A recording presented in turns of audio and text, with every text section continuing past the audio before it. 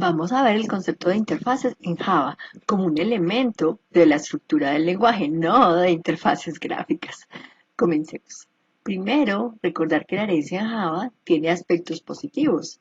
Por supuesto, facilitan la extensión, porque si se necesitan nuevos elementos, simplemente se crean nuevas clases hijas sin tener que cambiar el resto del programa. También simplifican el código por el uso del polimorfismo. Sin embargo, es rígido. Cuando tenemos herencia es difícil hacer combinaciones o cambiar en tiempo de ejecución.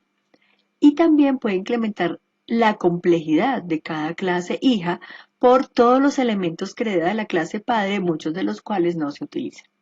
Por ejemplo, si tenemos una clase cuenta con números, saldo, tipo de interés, consignar y retirar, y hay cuentas de ahorros y cuentas corrientes, ¿qué pasa si el tipo de interés solo aplica para las cuentas de ahorros? Que cuentas corrientes tendría un elemento innecesario.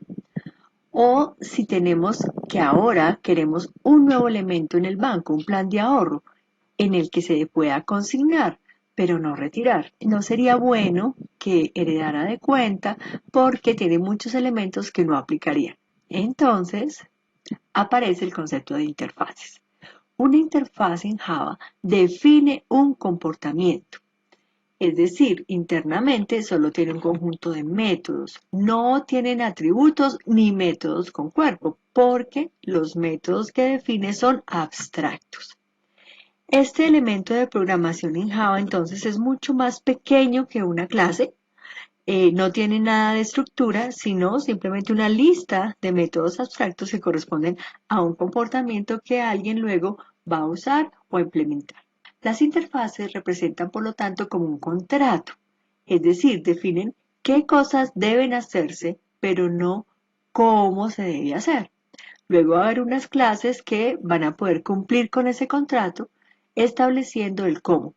Esto es parecido a una herencia, donde la clase abstracta define unos métodos que luego las hijas tienen que definir.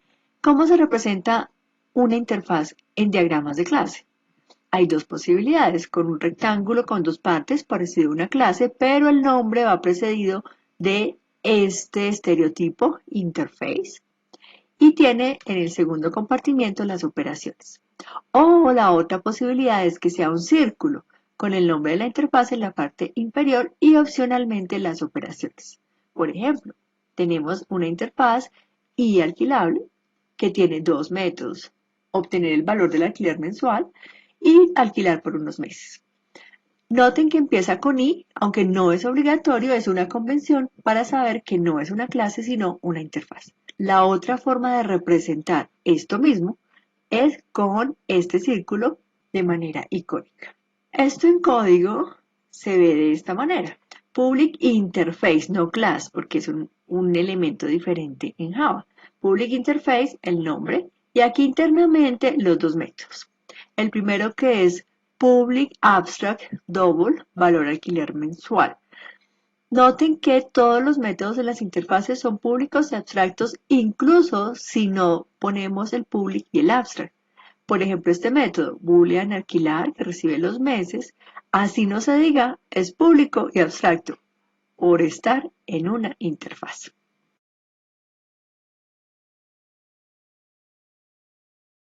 Para que las interfaces sean útiles, se necesitan dos partes, como en un contrato. Quien lo ejecuta, que son las clases que implementan o realizan esa interfaz, y quien lo contrata, que son las clases que usan la interfaz. Por el lado de la implementación, una clase puede implementar cero, una o más interfaces, las que quiera desarrollar.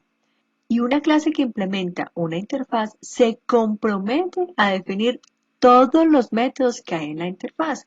Es como firmar el contrato. Como todos los métodos en la interfaz son abstractos, quienes la implementan están obligados a ponerles cuerpo. ¿Cómo se representa esto? Si tenemos la interfaz representada como un recuadro, las clases que la implementan tienen esta notación de implementación o realización, que es una línea punteada que termina en un triángulo cerrado, parecido a la herencia, pero con línea punteada. Aquí podemos saber que apartamento es algo alquilable, lavadora también es alquilable, O sea que independientes estas dos clases de sus otros comportamientos y atributos, sabemos que podemos saber el valor del alquiler mensual de cada una de ellas y que podemos alquilarlas por meses. Si la interfaz se representa con el círculo, entonces las clases que la implementan simplemente tienen una línea hacia la interfaz, pero no se dejen confundir, esta no es una asociación, sino que representa la implementación. Esto en código significa, por ejemplo, para la clase lavadora, que tenga implement y alquilable. Implementa esta interfaz. Si fueran varias, estarían separadas por comas. Y aquí tenemos con la notación override los dos métodos que debe definir. La implementación interna, cada clase lo puede hacer diferente, pero el encabezado debe ser igual. Ahora, por el lado del uso, las clases que usan la interfaz, aunque no se pueden crear instancias directamente de la interfaz, yo no puedo hacer new alquilable, sí puedo tener variables de ese tipo que internamente usarán objetos de clases que la implementen. Es como contratar a alguien específico, sin importar quién es, solo que realice el contrato. ¿Cómo se representa esto?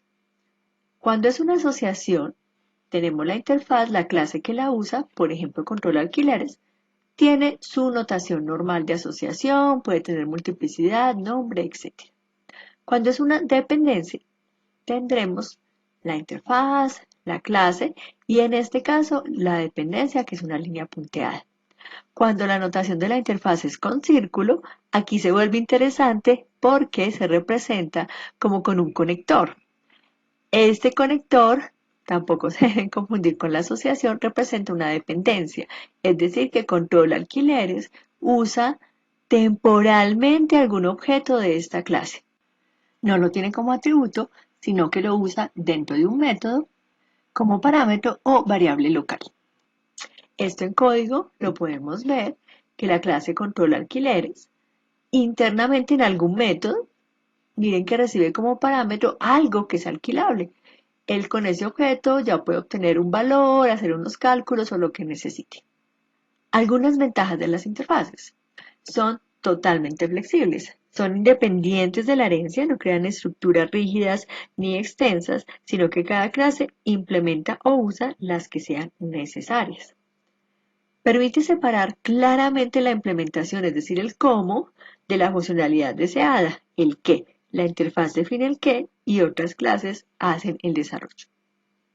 Esto ayuda muchísimo a organizar los programas, creando módulos independientes que se comunican a través de interfaces.